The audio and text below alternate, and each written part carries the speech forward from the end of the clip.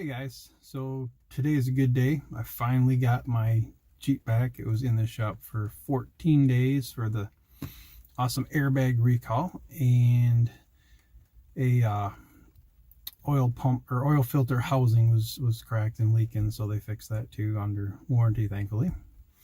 I've got a couple videos that I'm working on. I should be putting out hopefully this week for you. I'm doing an open box or a box opening and an install of the Insane Audio JK2001.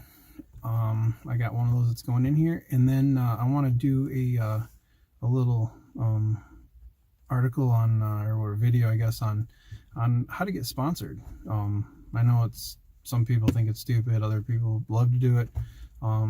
I've done it. I know how to do it. I know how to contact people, how to get a hold of people, and how to make it happen. At the very least, you get some good discounts on stuff. So stay tuned for that video, and I think some of you guys maybe get a kick out of it.